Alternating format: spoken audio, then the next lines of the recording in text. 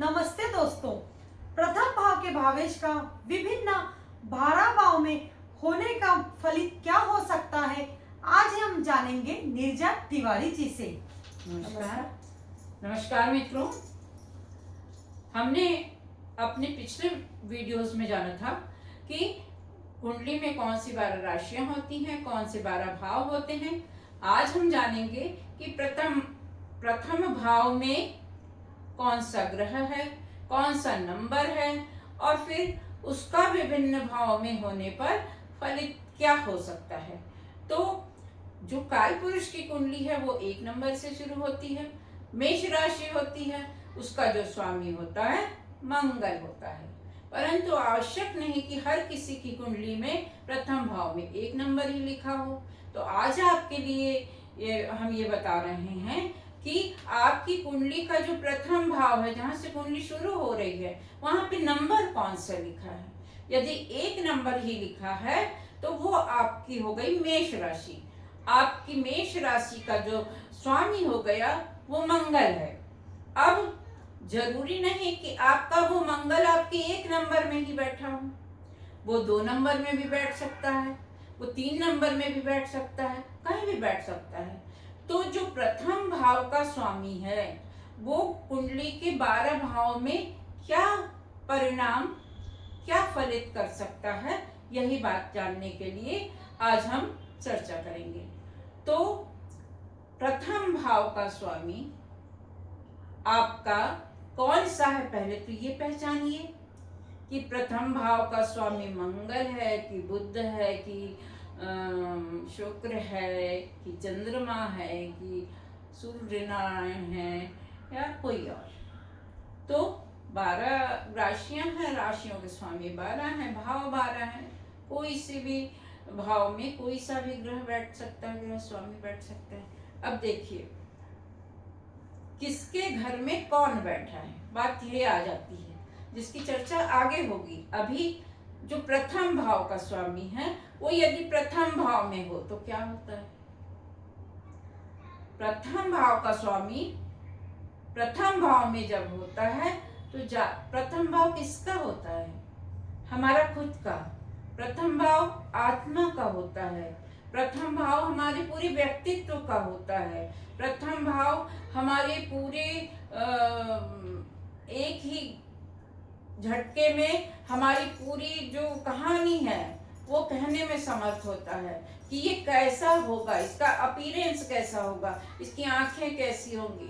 तो प्रथम भाव का स्वामी प्रथम भाव में हो, यानी लग्नेश अपने प्रथम भाव में ही स्थित हो, तो जो वो व्यक्ति जो होता है वो आत्मविश्वासी होगा, क्योंकि अपने घर का स्वामी अपने घर में है, दूसरे के घर में किराए में नहीं जा रहा है, वो मूल अपने घर में है।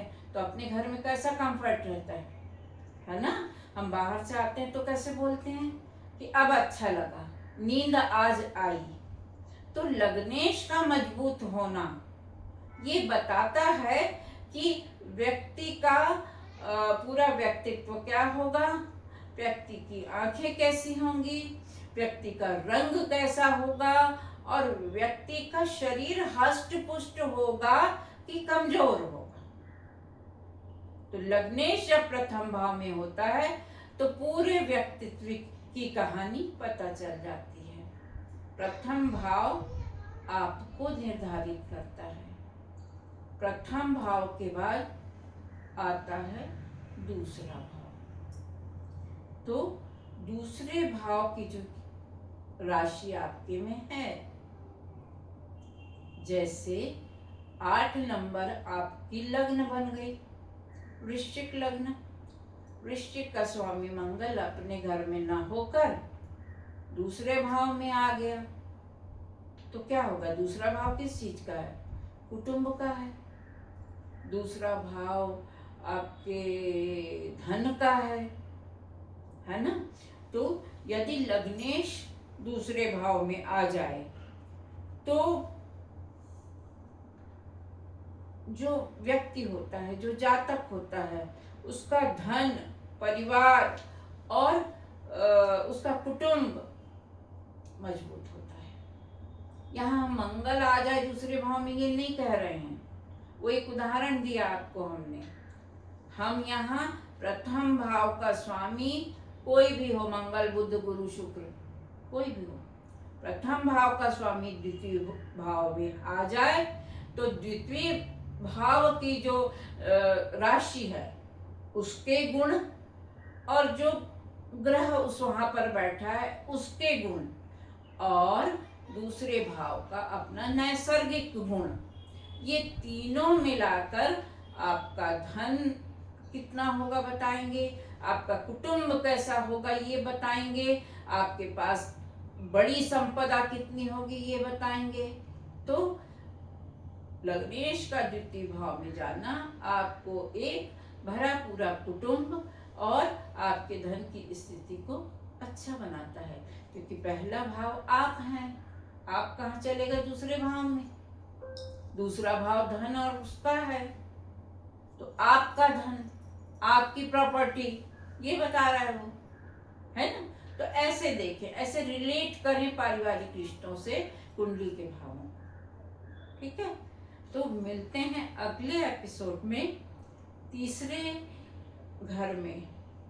यदि आपका प्रथम भाव का स्वामी बैठा हो, यानी लग्नेश आपका तीसरे भाव में हो, तो क्या प्रभाव होगा? तीसरे चौथे, इसकी चर्चा अगले एपिसोड में करते हैं। नमस्कार, जय श्री राम। दोस्तों, तो इस चर्चा में हमने जाना प्रथम भाव में स्थित स्वामी प्रथम और द्वितीय भाव में क्या कहलाता है। तो मिलते हैं अगले वीडियो में। नमस्कार।